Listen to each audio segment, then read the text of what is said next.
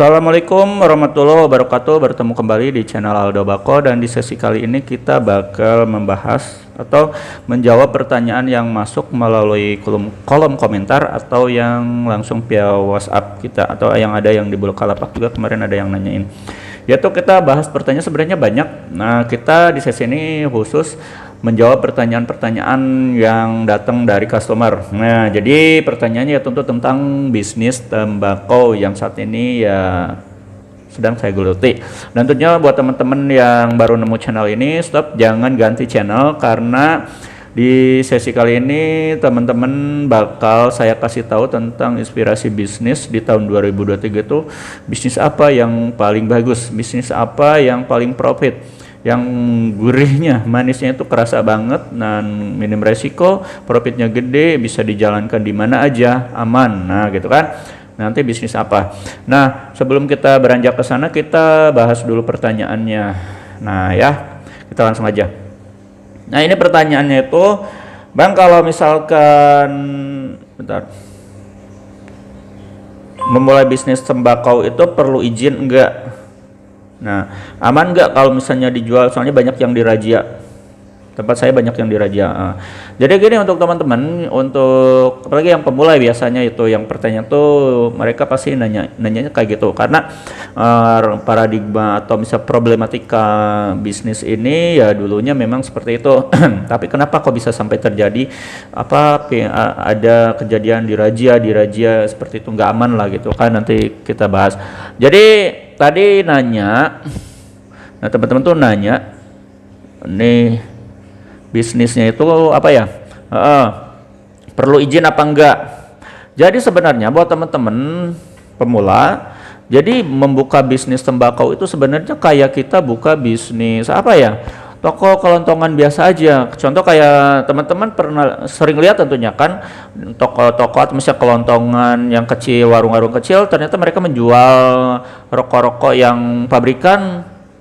Mereka aman-aman aja kan, nggak pernah ada ceritanya warung dirazia gitu, kecuali ya warung beras gitu kan, atau warung remang-remang.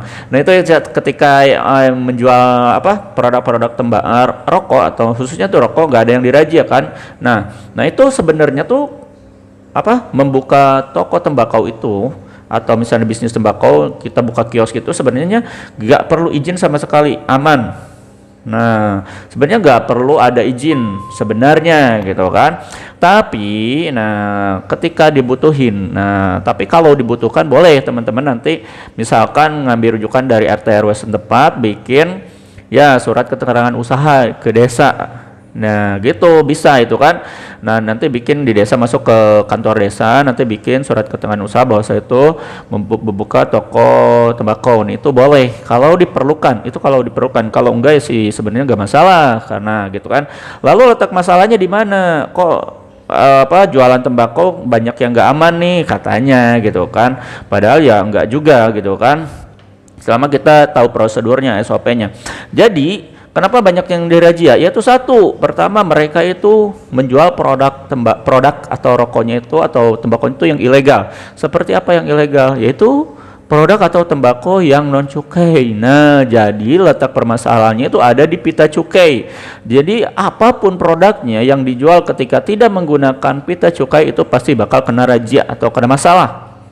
Nah, kebetulan berhubung teman-teman nih ketemu channel ini, saya kasih tahu produk-produk yang ada di Aldo Bako itu semua produknya memakai pita cukai, mau yang kiloan, mau yang kemasan. Nah, terus ada yang kemasan 45 gram, 35 gram, 45 gram, terus ada yang 50, ada yang 100 sampai 1 kilo, itu semua menggunakan pita cukai atau memakai pita cukai. Jadi pita cukai terbaru, terus nggak ada pita cukai yang expired, enggak. Kita pakai cukai yang terbaru. Jadi untuk semua produknya ya.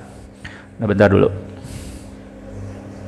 Nah, itu. Jadi kalau misalkan teman-teman menjual produk tembakau yang non cukai, hati-hati ke depannya, nanti teman-teman juga bakal terkena masalah. Nah itu jawaban untuk teman-teman yang tadi nanya, itu aman enggak kalau misalnya kita jualan tembakau itu sebenarnya aman enggak, atau misalnya perlu izin enggak? Sebenarnya nggak perlu izin, tinggal buka aja kios, kayak kita membuka kios rokok biasa aja gitu kan, nggak perlu ada izin apapun, kecuali memang diperlukan, itu boleh, silakan, nggak apa-apa. Temen nanti bikin ke kantor desa teman-teman setempat, bikin surat keterangan usaha, boleh itu ya. Terus aman enggaknya itu tergantung dari produk yang teman-teman jual. Kalau produk teman-teman yang dijual itu dari saya semua, itu aman karena menggunakan pita cukai semua. Selain menggunakan pensil pita cukai yang aman dari kita, itu juga menggunakan kemasan yang bagus pula. Nah biasa kita pakai kemasan aluminium foil, malah yang 1 kilo kita pakai seal zipper. Jadi kalau teman-teman nggak punya toples, itu nggak apa-apa, nanti udah dibuka bisa ditutup rapat kembali. Nah seperti itu ya. Jadi kemasannya juga kita bikin semenarik mungkin, jadi bisa dipajang di etalase toko itu bagus, nah enak dipandang. Nah itulah sisi dari keamanan sama itu ya, surat izin. Jadi nggak perlu, kecuali kalau teman-teman jadi produsen, misalnya teman-teman mau bikin brand nih, brand apa gitu kan.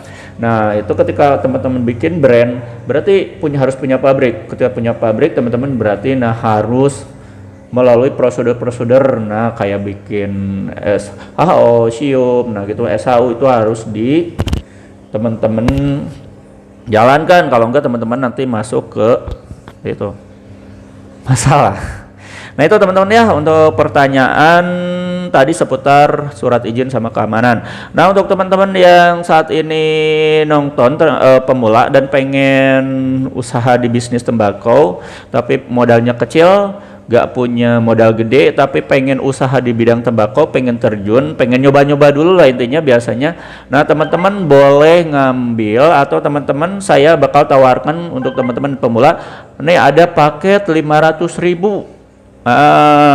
Gimana paket lagi, dengan paket 500.000 aja teman-teman udah bisa terjun ke bisnis tembakau, memulai karena bisnis yang bagus itu diawali dari modal kecil dahulu, jangan langsung modal gede. Apalagi teman-teman misalkan baru terjun, belum menguasai pasar, belum menguasai produk, belum tahu target pasar, intinya tuh teman-teman belum benar-benar menguasai lapangan, itu teman-teman diusahakan memulai dari modal kecil dulu. Contohnya paket 500.000 atau 1 juta, ini boleh teman-teman ambil, nanti kita kasih listnya. Nah untuk untuk cara mendapatkan listnya gimana? Nah teman-teman bisa langsung kontak kita aja nih, di bawah udah ada nih 0821 2025 7007, tinggal nanti teman-teman kontak aja kita, nanti kita kasih list paketnya. Usahanya tuh ada yang 500.000, 1 juta, 2 juta, 3 juta sama 5 juta ya. Nanti teman-teman bisa pilih sesuai dengan budget teman-teman. Nah nanti juga kita bakal arahin, nah tentunya kita bakal arahin setiap customer yang datang ke kita terus jadi langganan jadi member kita, itu pasti kita bakal arahin sampai benar-benar bisa menjalankan dengan sendirinya. Terus kita bakal sharing, selama teman-teman sharing ke kita, kita bakal kasih solusinya kalau kita bisa ya, kalau enggak ya kita nanya lagi ke orang lain.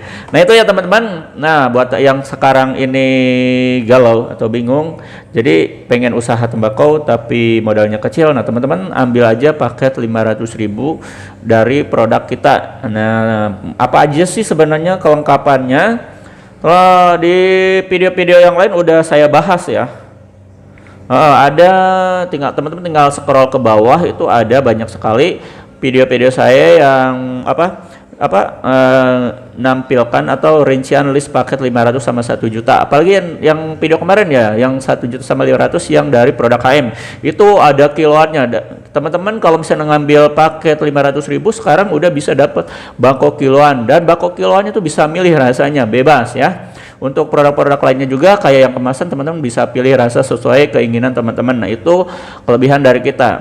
Jadi untuk teman-teman langsung aja hubungi kita di 0821 2025 7007 dan nanti sama admin dikasih list paket usahanya. Gitu aja ya teman-teman ya. Kita ketemu di sesi selanjutnya. Wassalamualaikum warahmatullahi wabarakatuh.